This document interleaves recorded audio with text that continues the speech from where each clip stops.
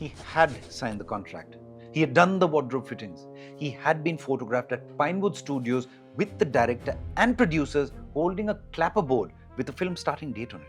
Production on his next film, playing one of the world's most recognized characters, was set to begin the following week. Then, on a Tuesday afternoon in July 1986, his phone rang. He had been part of a popular TV show that had been discontinued by its network, NBC. It was NBC on the other end of the phone. They had changed their mind about his television show. With days left on their 60-day option to renew, literally days, they reversed course. They had decided that the show that they had cancelled, was now back on.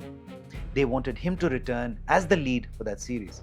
And on the other side of the equation, the producers of the most famous film franchise in cinema history, the ones who had cast him as the lead, who were waiting to start production the following week, they had a standing rule. Their leading man could not appear simultaneously on two productions, certainly not on American network television. He had the contract, he had the fittings, he had the photographs, he had the part, and in an instant, it was gone. Weeks later, driving down the Pacific Coast Highway, a billboard caught his eye. A different man, in a tuxedo, holding a gun. Some other guy had gotten the part. Now, this is not a sad story, but it is one of the strangest, funniest, most improbable casting sagas in cinema history. A role repeatedly declined, delayed, lost, or interrupted by a series of circumstances until each time it returned to the one who was originally denied. The role is that of Bond, James Bond, and it begins, as it so often does, with someone saying no. Welcome, I'm Arvind Vijay Mohan, and today I'm about to let you in on a lesser-known fact. I have a license, but not just any old license. It is the license to thrill. Over 60 years, 6 actors have played James Bond, but behind each of them is a long train of men who said no, were told no, or were simply not available, or, believe it or not interested. And still that role would end up circling back. This is a story about timing, about rejection, and about how a role can keep coming back until it finds the person that it truly wants, locked in the sights of the world's most iconic rifled gun barrel. Let's go. The opening of the 1960s, Harry Saltzman and Albert Cubby Broccoli have secured the rights to Ian Fleming's James Bond novels and have financing from United Artists. The budget is $1 million. The film is Dr. No. Now all they need is Bond. United Artists want Cary Grant.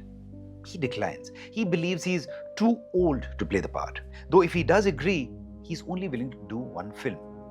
That doesn't work for the producers, who already know, without having even shot one scene, that this will become a long-running franchise. They move through several names: David Niven, James Mason, Richard Burton, Rod Taylor, Patrick McGoohan. Each declines or is passed over for various reasons. Bond's creator, Sir Ian Fleming, himself would prefer David Niven to play the part.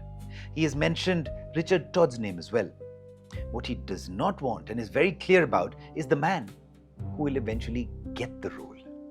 Sean Connery is dismissed by Fleming as being an overgrown stuntman, not elegant enough, not refined enough, not stylish enough. What changes everything is one single lunch meeting. Connery arrives disheveled, unpolished, unbothered. He shows up as himself. But by the end of that meal, he has the part. Cubby Broccoli watches him leave that lunch meeting and says, he moved like a jungle cat. There's no need for a screen test after that. No working notes or any added polish.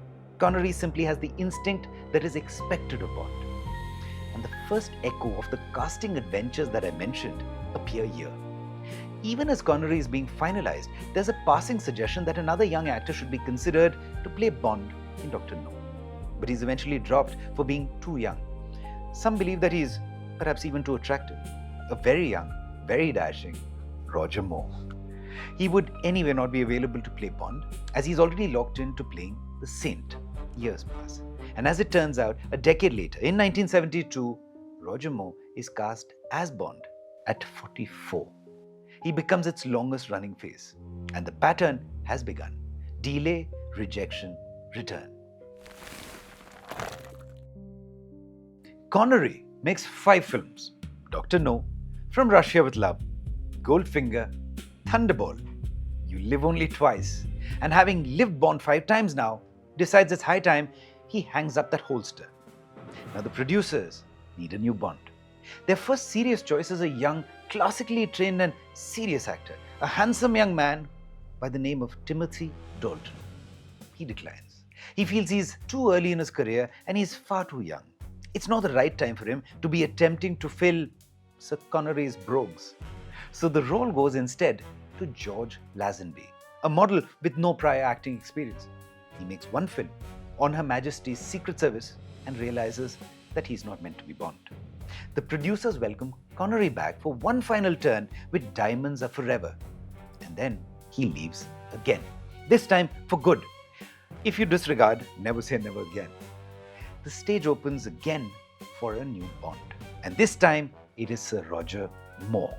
He becomes Bond in 1973 and stays for 7 films: Live and Let Die, The Man with the Golden Gun, The Spy Who Loved Me, Moonraker, For Your Eyes Only, Octopussy, and finally, A View to a Kill. And throughout Moore's tenure, I might add, there is one name that keeps making the rounds somewhere in the background: Timothy Dalton. He is approached again and again across nearly 2 decades. 1968, then the early 1970s, 1981, 1983, and 1985. Sometimes he declines, sometimes the timing simply collapses. Once he nearly agrees, at a point when Sir Roger Moore decides to step away, until Moore changes his mind yet again and continues. All said, there are 5 attempts to rope Dalton in, made over 17 years. And then in 1986, Sir Roger Moore finally retires. Dalton is unavailable at that time due to another film, so the producers move on. Sam Neill is considered, but rejected. Pierce Brosnan now appears on the scene. He is the chosen successor. Contracts are signed, wardrobe fittings completed. He's photographed at Pinewood Studios with a start date set. He tells the press that he's Bond. His previous role, one that made him immensely popular, was that of Remington Steele, produced by NBC. NBC had announced the end of the series, and this was the reason Brosnan was now available for other projects. The other project, now confirmed, was Bond. With Brosnan announced as Bond, however, his popularity surges overnight. And this surge shakes up the honchos at NBC, all of whom decide that they want him back as Steele. So NBC reversed the cancellation of the show using a 60-day option window that they triggered. In response to this announcement, Broccoli is clear. Bond cannot be on American television. Pierce Brosnan will have to live as Bond on another day. For now, someone else will have to play that part. Months on, driving down the Pacific Coast Highway, Brosnan sees billboards of a new Bond. Timothy Dalton is the new Bond.